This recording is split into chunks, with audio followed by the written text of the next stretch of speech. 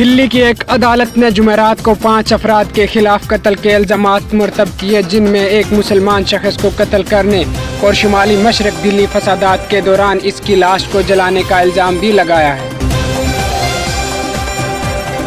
जंग आज़ादी की तारीख यूं तो खून से लिखी गई। पहली जंग आज़ादी यानी गदर में लाखों भारतीयों ने अपनी जान का निजराना पेश किया।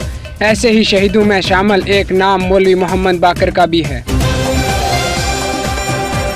वज़ीर खारजा एस जयशंकर ने जुमा के रोज़ ईरान, आर्मीनिया और अज़रबैजान के अपने हम मंसूबों से मुलाकात की और अफगानिस्तान की हालिया पेशरफ्त, इलाकाई चैलेंजेस और दो तरफा ताल्लुकात को मुस्तहकम करने पर तबादला ख्याल किया। असम्बली आज और कल 2 दिन चलेगी। सरकारी महकमों और स्कीमों में बजट से ज़्यादा खर्च करने के लिए असम्बली से मंजूरी ली जाएगी।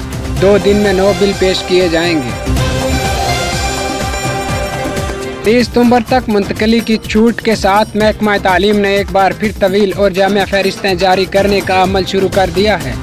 ग्रेड 2 के तबादले दोबारा शुरू हो गए हैं, जबकि हेडमास्टर और प्रिंसिपल के तबादले भी हो रहे हैं।